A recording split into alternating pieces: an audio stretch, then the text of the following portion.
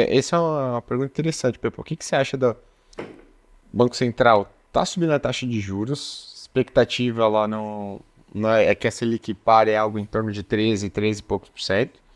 E desde que o Banco Central adotou essa postura mais dura, começou a subir a taxa de juros, a expectativa de inflação para os próximos anos não tem se comportado.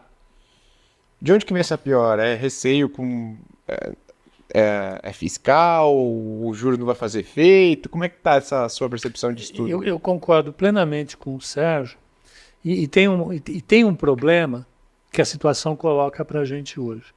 Saiu até um artigo do Vladimir Teles e um coautor, agora, não foi publicado ainda, eu vi o working paper, em que eles ficam especulando racionalmente sobre uma possibilidade. Nós temos dois regimes de política monetária, um regime de dominância monetária e um regime de dominância fiscal. No regime de dominância monetária, o Banco Central ele tem como prioridade manter a meta de inflação e ele vai por aí. No regime de dominância fiscal, a política monetária ela fica limitada pelo aspecto fiscal. Eu falei aqui, taxa de juro real de 7%, coloca a relação dívida-PIB a 110% em 2033. O mercado enxerga isso. E ele não espera chegar lá para acontecer, né, para tomar alguma decisão. O mercado sempre desconta o futuro aqui. Acima de 90%, existe um incentivo enorme nos policymakers de fazerem uma recuperação judicial da sua dívida. É um nome bonito para dar o calote. Eles vão fazer uma renegociação acima de 90% sempre. Isso é uma proposta de classificação do Banco Mundial, entre 70% e 90%. A gente vive uma fragilidade fiscal, acima de 90% você vive crise fiscal. Então o que acontece? Se o Banco Central sobe a taxa de juro, a percepção que os agentes econômicos têm é de que vai vir uma renegociação da dívida, isso faz o prêmio de risco subir sobre a dívida. Então a taxa longa sobe pra caramba. A outra coisa que acontece, o Banco Central perde a capacidade que tem de ancorar as expectativas, isso que o Sérgio falou. Você passa a ter a seguinte relação, cada vez que a taxa de juros sobe, a relação dívida-PIB sobe, por isso o sistema fica mais frágil, o Banco Central perde a possibilidade de fazer política monetária e, portanto, eu passo a esperar mais inflação. Então, você pega a inflação até 2027, todas elas subiram. A desse ano eu entendo porque suba, né? Porque teve o choque climático. Ele, de fato, ele colocou para mais meio ponto percentual na inflação para esse ano. Ela saiu de 4 para 4,5. Agora, ao longo do tempo, a inflação esperada subiu demais. A inflação implícita nas IPCAs, as curtas, estão 6,5%. Chocante isso. Né? No longo prazo, elas estão em 6%. O que é chocante também. Sim. Né? Você tem um prêmio sobre os 4% de média que a gente tem, recente, tem 2% ao ano de prêmio de risco por conta disso. Então, respondendo objetivamente, eu acho que o Banco Central, o que esse paper fala é que não tem um momento que a gente consegue detalhar quando você sai de uma dominância para outra dominância. Mas tudo indica que a gente está caminhando bastante para sair da dominância monetária e ir para a dominância fiscal. Na dominância fiscal, a gente vai ter mais inflação. Não, ele passa a ser mais leniente com a inflação. Filme de medo. Acho filme de medo. Porque na dominância fiscal, o que acontece é que a política monetária ela perde efeito. Tá certo? E aí, o que acontece? Quando você perde confiança na moeda, você vai ter uma porrada no câmbio. Tá certo? E é um movimento que acontece que independe do nível de taxa que você botar para cima. A gente teve um momento desses... Não é meio fraga. Foi quando... E 97 também. 97 você tem o quê? A gente perde 90% da nossa reserva em 3 dias. E a taxa de juros foi a 70 e tchau. E acabou o câmbio, acabou a moeda. Na verdade, ali a gente teve um ataque especulativo contra o Brasil.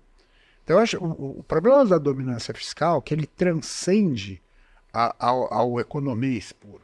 A dominância fiscal, para mim, ela fica caracterizada nisso. Quando o Banco Central perde o poder, a política monetária perde potência. Tá certo? Então, é que a gente tem que pensar o seguinte: o Brasil é um país muito grande, a gente tem uma economia muito vigorosa. Então não é que vai sair tudo, não é a Argentina que sai tudo, né, a grana sai, todo o M1 sai num dia.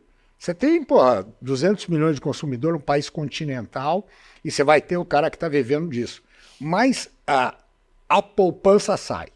A poupança independente, essa que ainda está, ela sai. Porque você começa aquela história, você bota o seu dinheiro no pré, ele vai para 13, para 15, para 17, e o dólar porrando. Aí você fala, não, meu, dá esse dólar aí, mano. E esse é um problema também que indica hoje o quê? Esse dólar está totalmente errado. Nesse nível de taxa que a gente está aqui, lá fora, pelo que a gente tem de fluxo de balança.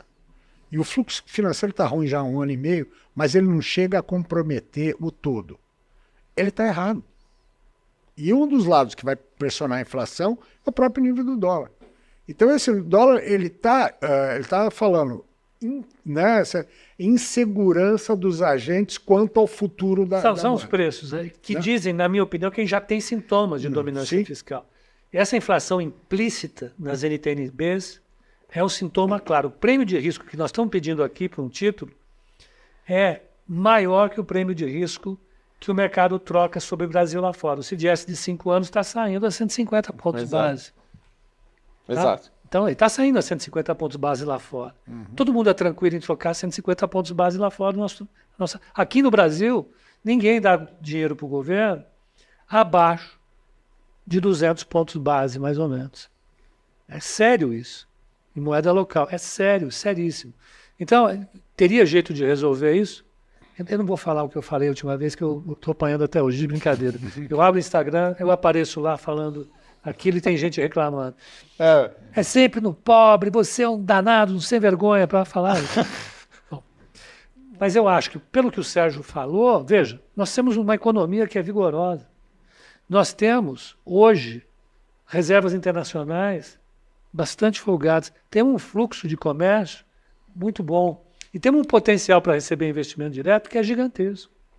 Se o governo começar a fazer parceria público-privada, em concessão, investimento, vai chover dinheiro aqui, porque não tem para onde o dinheiro ir. Esse negócio de saneamento, eu falei, já conversei muito com o gringo.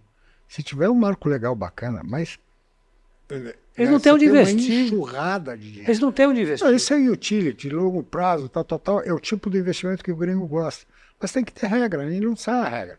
O problema é aquela história que tem a regra. Gringo é o seguinte, pode ser regra ruim, mas ela seja imutável. Né? Tem. Então, o Brasil ele tem todas as condições de fazer isso, inclusive a situação fiscal não é grave.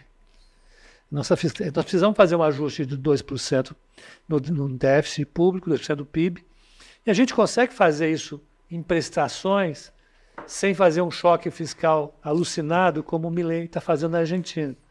Mas aquilo lá ele já pegou o doente, já tinha virado Não, mas zumbi, ele está conseguindo piorar. Mas Ele não tem jeito. Ele jogou fora a criança junto com a água do banho. Aquilo não é justo. Não é justo. Lamento. Nós fizemos um plano real aqui. Nós tínhamos menos reserva do que ele tem. Lembra? Mas 16 bilhões. Mas o nível da a economia está destruída muito mais. Mas não vamos discutir, porque se a gente não entende Brasil, a Argentina não, nem os argentinos entendem. Sabe? Então, não, tá bom. Perder energia. Você tem toda a razão. Como sempre, você tem toda a razão. Não dá para discutir isso. É que nem torcer para o Ibis. Não tem como explicar. Ou para o Corinthians.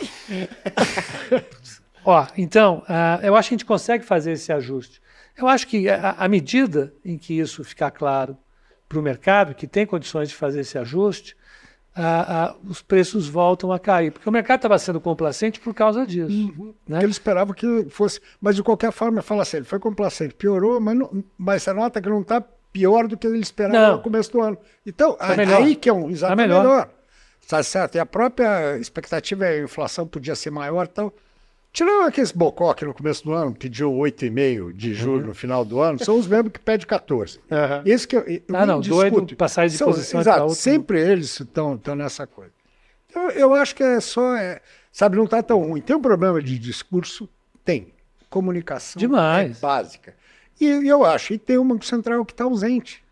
a falta do Banco Central, ele tira, a gente acostumou a ter um Banco Central errando, tivemos erros bem crassos aí nesse período, mas ele estava presente, de alguma forma ele se eximiu de alguns riscos, ele se corrigiu em outros, e você tem uma história que ela é satisfatória, tá certo? Tem momentos, né, meio ruins e tal, mas ela, na média, beleza.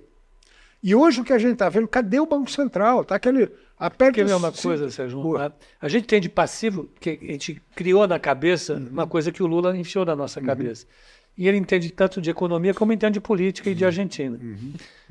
Que o Brasil não tem dívida externa. Nosso passivo externo líquido é 820 bilhões de dólares. Significa que tem investido no Brasil de estrangeiro um excesso de 800 bilhões de dólares em investimento direto, em ações, em títulos. E esse povo não tem cobertura para isso. Chega uma hora em que o executivo de uma empresa americana ou europeia olha para a trajetória do dólar e fala, meu, eu não posso ficar sem hedge. Eu vou ter que hedgear porque eu estou perdendo 30% da receita que eu tenho nessa porcaria desse câmbio. O câmbio está fora de lugar, o câmbio podia estar mais baixo, que a gente ia conseguir exportar ainda. Mas, em compensação, esse executivo ficou parado um ano. Agora ele foi para o mercado. E o Banco Central continua olhando. Ele não fez uma venda de swap em todo o governo Lula. É impressionante isso.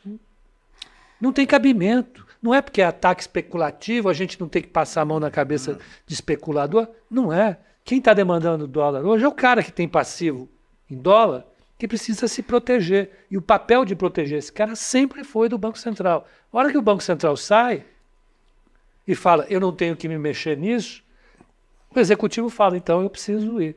Porque o Banco Central fala, eu não posso me mexer porque isso é um problema fiscal. O que está puxando o dólar para cima, eu não vou intervir por um problema fiscal. Não. E essa bobagem que fala não interfiro por preço. Tem hora que você tem que interferir por preço. Pode ser vol, pode ser falta de cobertura, tem várias razões que ele precisa atuar. E uma hora que ele tem que ser, se o mercado começa a perder referência, é a mesma coisa do juro.